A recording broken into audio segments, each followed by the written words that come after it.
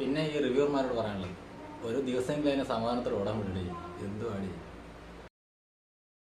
Hello friends, എല്ലാവർക്കും നമസ്കാരം. Pushpa to കാണാൻ പോകണം എന്നൊക്കെ ഉണ്ടായിരുന്നു. അപ്പോൾ സിനിമയിൽ ഓരോ റിവ്യൂ എല്ലാം കണ്ടപ്പോഴേക്കും സമാധാനമായി. ഇപ്പോൾ പുഷ്പ ടു കാണാൻ വേണ്ടി പോയിട്ട് കാര്യമില്ല, മനസ്സിലായി. നമ്മുടെ പൈസ പോകുന്ന മനസ്സിലായി. പിന്നെ ചില കാര്യങ്ങൾ പറയാനുള്ളത്, ഈ ഫസ്റ്റ് ഡേയിലുള്ള ഈ റിവ്യൂ കൊണ്ട് ഒത്തിരി ബുദ്ധിമുട്ട് ഉണ്ടാകുമെന്നാണ് എൻ്റെ ഒരു അഭിപ്രായം.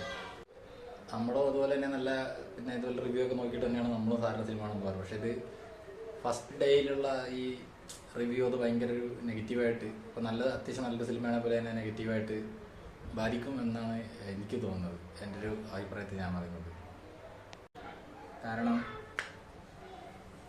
നമ്മുടെ ഓരോരോ മലയാളത്തിലൊക്കെ ആണെങ്കിൽ പോലും റിവ്യൂ ചെയ്യുന്നവർ ഒരു വീഡിയോ ഇടുമ്പോൾ തന്നെ എത്ര ലക്ഷങ്ങൾ ആൾക്കാരാണ് കാണുന്നത്. അവർ കാണുന്നൊരു കുറേ പേര് തന്നെ സിനിമ കാണാൻ വേണ്ടി പോവുക. അപ്പോൾ തന്നെ അത് ഭയങ്കര ഒരു പ്രശ്നമാണ്. ഞാനിപ്പോൾ ഷസാമിൻ്റെ വീഡിയോസെല്ലാം കണ്ടിട്ടാണ് നമ്മൾ സിനിമയുടെ അതിനെക്കുറിച്ച് അറിഞ്ഞിട്ടാണ് നമ്മൾ പോകാറ് സാധാരണ. അതുപോലെ അശ്വന്ത് കൊക്കിൻ്റെയൊക്കെ വീഡിയോ കണ്ടു കഴിഞ്ഞാൽ നമുക്ക്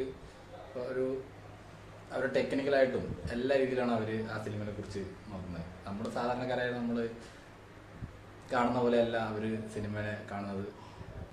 അതുകൊണ്ട് തന്നെ കുറേ പേർക്ക് അത് കണ്ടാലും ഇഷ്ടപ്പെടുന്ന സിനിമ പോലും അവർക്ക് വെറും മോശമായിട്ടുള്ള സിനിമയൊക്കെ ആയിട്ടായിരിക്കും തോന്നുന്നത് എന്നാണ് എൻ്റെ ഒരു അഭിപ്രായം. അത് എന്തെങ്കിലും അങ്ങനെ തിരിച്ചുള്ള ഒരു അഭിപ്രായം ഉണ്ടെങ്കിൽ പറയുക, ശരിയല്ലേ? പുഷ്പ മോശ സിനിമ തന്നെ ആയിരിക്കും, പക്ഷെ എന്നാൽ പോലും ഞാൻ പറഞ്ഞു തന്നത് നമുക്കത് കാണാനുള്ളൊരു താല്പര്യം അന്നേരം തന്നെ പോയി. നമുക്കത് കാണാൻ ഇനിയിപ്പോൾ ആഗ്രഹമില്ല കാണണമെന്ന്. അത്രയും മോശമായിട്ട് ആ സിനിമ അങ്ങനെയാണ് അവരുടെ റിവ്യൂവിലും പറയുന്നത്. ഷസാമണ്ണനൊക്കെ അതിനെ അത്രയും താഴ്ത്തിയാണ് പറഞ്ഞിരിക്കുന്നത്. എത്രത്തോളം താഴ്ത്തി പറയാൻ പറ്റുമോ അത്രയും താഴ്ത്തിയാണ് പറഞ്ഞിരിക്കുന്നത്. അപ്പം അത്രയും മോശം സിനിമ തന്നെ ആയിരിക്കും എന്ന് നമുക്കറിയാം പിന്നെ തോന്നുന്നത്. കാരണം അത്യാവശ്യം നമുക്ക് നോർമലായിട്ടുള്ളൊരു രീതിയിൽ ഷസാമണ്ണൻ സാറിന് പറയാറുള്ളൂ. കാരണം എനിക്ക് അങ്ങനെയാണ് എനിക്ക് തോന്നിയിട്ടുള്ളത്. എന്താണെങ്കിലും കേരളത്തിൽ പുഷ്പയുടെ കാര്യം ഒറ്റ ദിവസം കൊണ്ട് തന്നെ തീരുമാനമായി എന്നുള്ള കാര്യം ഉറപ്പാണ്, ഒരു സംശയമില്ല. എല്ലാ റിവ്യൂർമാരും അതുപോലെ അതിനെ വിട്ട് പറഞ്ഞിട്ടുണ്ട്, കണ്ടവരും എല്ലാം മൊത്തത്തിൽ. പിന്നെ ഞാൻ ഈ പറയുന്നതിൽ എന്തെങ്കിലും തെറ്റുണ്ടെങ്കിൽ അത് നിങ്ങൾ പറയണം.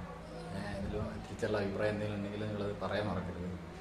നമ്മളിങ്ങനെ പിന്നെ സിനിമ റിവ്യൂ ഒന്നും ചെയ്യുന്നത് ആളെ അല്ല. നമ്മൾക്ക് എന്തായാലും ഈ പുഷ്പ കാണണം നല്ല ഫസ്റ്റ് പാർട്ട് നല്ല സിനിമയായതുകൊണ്ട് തന്നെ അത് സെക്കൻഡ് പാർട്ടും കാണണം നല്ല ആഗ്രഹം ഉണ്ടായതുകൊണ്ട് അങ്ങനെ വെയിറ്റ് ചെയ്തിരുന്ന സിനിമ തന്നെയായിരുന്നു. പക്ഷെ ഇനി ഒറ്റ സമയം അത് പോയി. കാരണം അത്രയും നമ്മുടെ റിവ്യൂ അങ്ങനെയാണ്. പിന്നെ നെഗറ്റീവ് റിവ്യൂ പറഞ്ഞാലും നല്ല സിനിമയാണെങ്കിൽ അത് വിജയിക്കും, ഇല്ലയെന്നൊന്നും നമ്മൾ പറയുന്നില്ല, ഞാൻ അങ്ങനെ പറയുന്നില്ല. പക്ഷെ എന്നാലും അത്യാവശ്യം നല്ലൊരു സിനിമയൊക്കെ ആണെങ്കിൽ അതിനെ എല്ലാവർക്കും ഇഷ്ടപ്പെടുന്നില്ലല്ലോ. അശ്വന്ത് കൊക്കിനെ പോലെയുള്ള ആൾക്കാരൊക്കെ ആണെങ്കിൽ പിന്നെ നമുക്ക് പറ്റത്തില്ല. കാരണം അവരുടെ ഒരു രീതിയും നമ്മൾ കാണുന്ന രീതിയും തമ്മിൽ ഒരുപാട് വ്യത്യാസമുണ്ട്. അങ്ങനെയാണ് എനിക്ക് തോന്നിയിട്ടുള്ളത്. പിന്നെ അത്യാവശ്യം നല്ല സിനിമയൊക്കെ ആണെങ്കിൽ അശ്വന്ത് കൊക്ക് അതിനെ പറയുന്നത് ഒരുപാട് വ്യത്യാസം. അത് അവരുടെ കണ്ടന്റിൻ്റെ ഭാഗമായിട്ട് അവർ പറഞ്ഞായിരിക്കും. എന്നാലും ഇന്ന് ഈ പുഷ്പയുടെ കാര്യത്തിൽ നമ്മുടെ കേരളത്തിൽ തീരുമാനമായിട്ടെന്നാണ് എൻ്റെ അഭിപ്രായം. എനിക്ക് എന്തെങ്കിലും പറയാനുണ്ടെങ്കിൽ പറയുക. ഓക്കെ, ഈ വീഡിയോയിൽ എനിക്ക് തോന്നിയിട്ടുള്ള കാര്യങ്ങൾ മാത്രമല്ല ഞാൻ പറഞ്ഞത്. പിന്നെ നിങ്ങൾക്ക് എന്തെങ്കിലും അഭിപ്രായം ഉണ്ടെങ്കിൽ നിങ്ങൾ പറയും.